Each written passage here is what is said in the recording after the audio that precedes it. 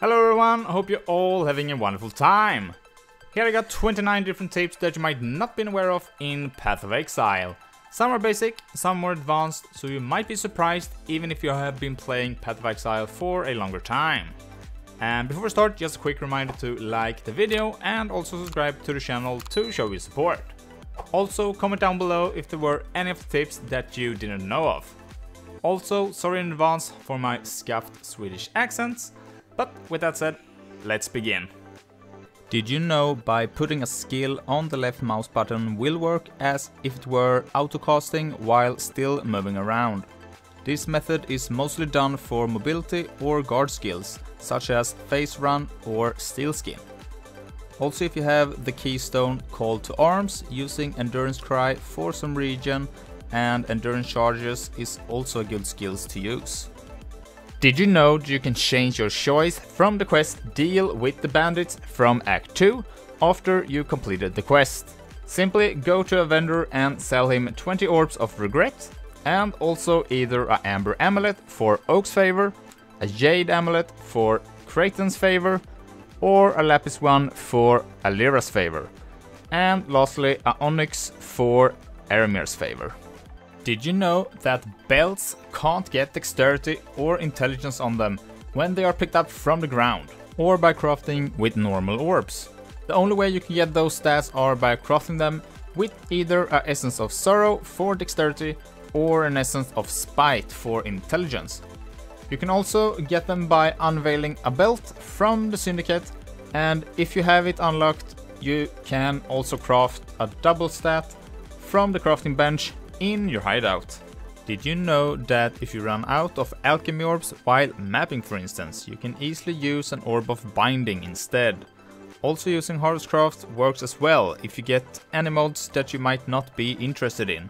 You might as well just roll your maps instead.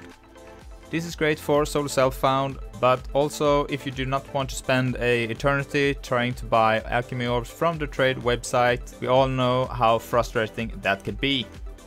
You can also, if you get a map with some bad modifiers, you can use a fossil with the resonator instead of using up your chaos orbs to change those modifiers on your map.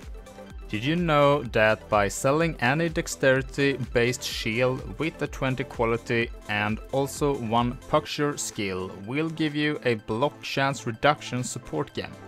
This game is made mostly for PvP combat in Path of Exile, but it does have its values in PvE as well. For instance, if you're doing the Hall of the Grandmaster map, in some cases you have to deal with avoidance mechanics and you cannot hit the master NPC without having the block support equipped. Did you know that items, depending on their item level, is restricted to a certain threshold for each different stat? So for instance, you can't get a max life roll on an item level 3 helmet like this one by just crafting with orbs or getting as a drop. Well, you can actually bypass this by crafting on your crafting bench at your hideout or crafting with essence. Did you know that you can actually respec your Acendancy to another one if you want to?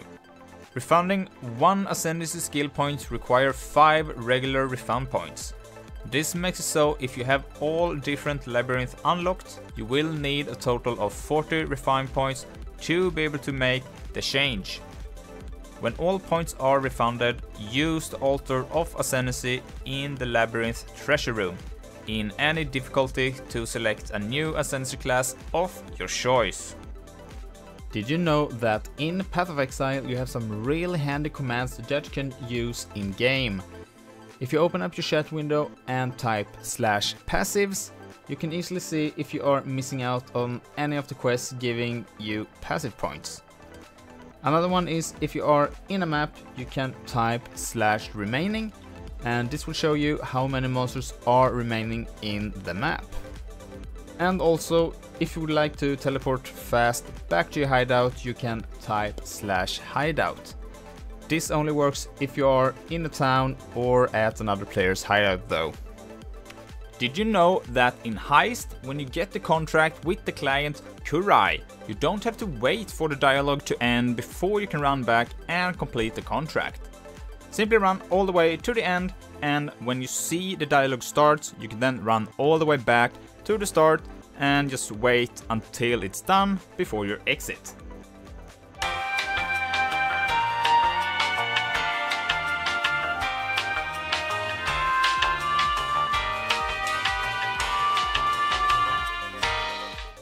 Did you know that you can actually still do some crafting on corrupted items using your crafting bench in your hideout?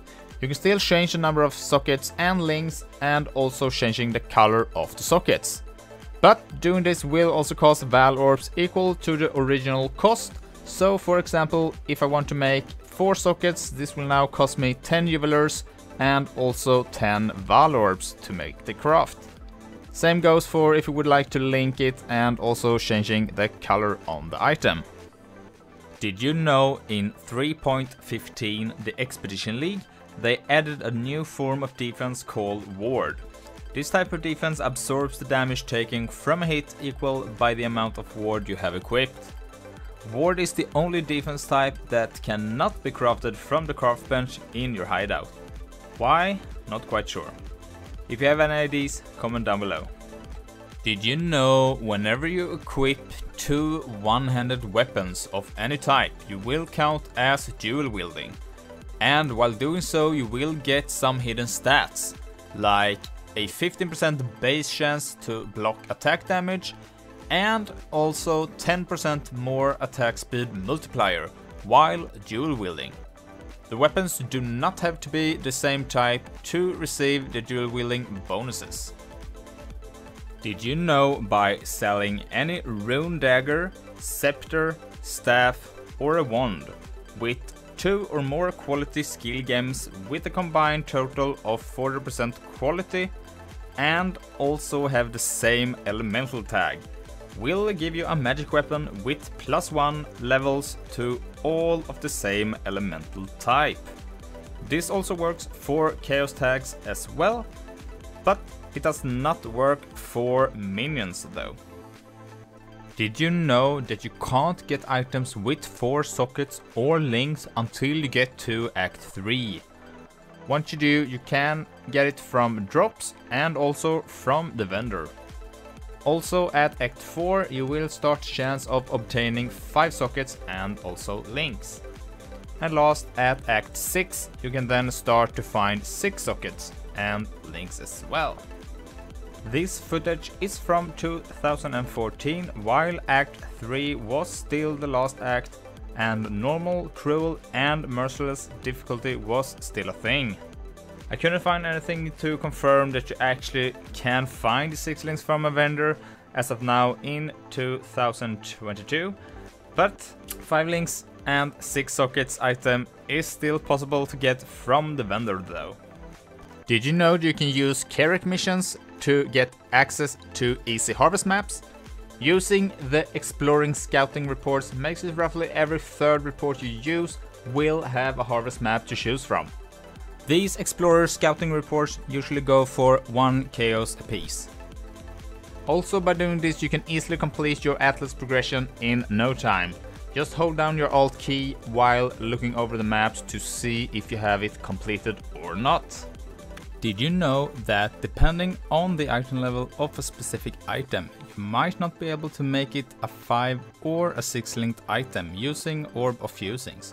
So to start linking an item, first you need the right amount of sockets. So for an item to be able to get 5 sockets, the item level needs to be a minimum of 35. And for a 6 socket item, a minimum of 50. However, if you really want a low item level item to be a 6 link, you can always use a craft bench just because it will ignore the item level restriction for that item. Also, you could find a strongbox with the affix of complexity. This will add up to 2 additional sockets. So if you're lucky, you might get one. Did you know that by selling 60 breach rings will grant you a grasping mail body? Upon creating this body armor, the vendor recipe will also create 1 to 3 unique mods on the item. These mods cannot be recrafted on the item by using currency such as Chaos Orbs. making it a huge gamble getting the right mods from the start by creating the armor. The item level of the body armor is based on the rings used to create it. This does not affect the number of bridge mods it will be created with though. Did you know that Path of Exile have a bunch of different keyboard shortcuts that you could use from? For instance, Shift and left click will unstack a full stack into pieces of one.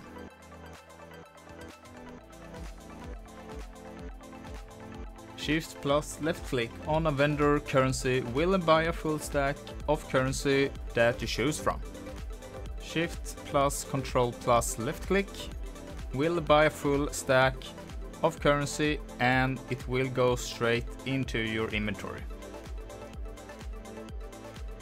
Control plus left click will move an item from the stash to your inventory or vice versa. Control plus enter will create a message to the last person who messaged you. Shift plus left click will make you attack without moving. Control plus left click on a waypoint or at a new instance will open up the instant manager. Did you know when you level up your skills they will pop up on the right side on the screen? These can be disabled instead of leveled up by right-clicking on the skill instead of left-clicking, if you would want to. These can be found at the bottom of the inventory if you would like to start to continue leveling on them again. Did you know you can sell 3 of the same life, mana or a hybrid flask to get a higher tier of the same flask type that you sold? This can be very helpful if you are really struggling keeping yourself alive or having a problem with your mana sustain. Did you know if you get a body armor with the Guetelixi prefix modifier, which provides flat life and a percentage life roll, you can still do the percentage life and mana benchcraft on that item. This makes these kinds of body armors very unique, just because you can then have double percentage life rolls on them. But if you have a body armor with the Elder or the Hunter influence, with the percentage life modifier, you cannot do the same craft on that item. Did you know that Purity of Elements not only give you elemental resist, but it also provides ailments immunity as well, making it really awesome to use while leveling, not having to worry about getting slowed by chill effects or getting frozen, for instance. Did you know that selling 60 unique rings, corrupted as well, to any vendor will give you the Loreweave body armor? Also, if you do have all the rings with either the Shaper or the Elder influence, the Loreweave will also get the influence as the ones that you sold. This does not do anything really, but it can be useful if you are choosing to use it, for instance with the Blasphemer's Grasp Gloves, which do give extra stats depending on how many Elder items you got equipped on your character. Did you know that you can upgrade your map device by a 5th slot by completing the Domain of Templess Conflict with 4 emblems used from Legion? You got the Eternal, the Karui, Maraketh, Templar and Val to choose from. You don't really need to do anything except to start and wait until the event has ended, but wouldn't recommend doing nothing for the potential riches that might drop from the event. Unlocking the 5th slot early on can be very beneficial. For example, placing additional sacrifice fragments for more quality for your maps, or additional scarabs for different kinds of reward depending on the scarab type. Did you know that selling 3 of the same map will give you another one with 1 tier higher than the ones that you sold? Also, if you change one of the 3 maps, it might give you a different map as well. This is very good early on for easy Atlas completion. Did you know that you can sell 2 of the same Scarab types as the same tier with the Orb of Horizon to any vendor of your liking, and that will give you another type of a random Scarab with the same tier as the one that you sold. Hopefully a much better one. Did you know that by holding down the control button on your keyboard makes it so you get access to a second hotbar for even more skills to use? This hotbar can be used without holding down control if you just change the keybind for it. Like this. Did you know that while playing through the campaign there is different hints all around the world showing you that you are on the right way? This is the way. This is the way. For example, in the submerged passage, when you find the bridge, then you know this is always the right way. In Act 2 and 7 at the Chamber of Sins, depending on what side the portal is, at the center, the next level is always at the same side as the portal is. And at Act 3 and 8, when you get to these cities, you can just follow the dead guys on the ground and it will lead you to the right way. Did you know that when you start a new character on the Twilight Strand, there is a very low chance for Hillock to spawn as Uber Hillock? The weapon on his chest will be replaced with the sword Ani Garoshi, which will drop if you kill him. This process of farming Hillock can be repeated as long as you don't enter Lionized Watch, and you will have to wait about 1.5 minutes for the instance to reset for that character. It is recommended to do it up to 4 characters to speed up the process, and just swap between them once you get to Hillock. Don't forget to like and subscribe, and I'll see you in the next one. Bye!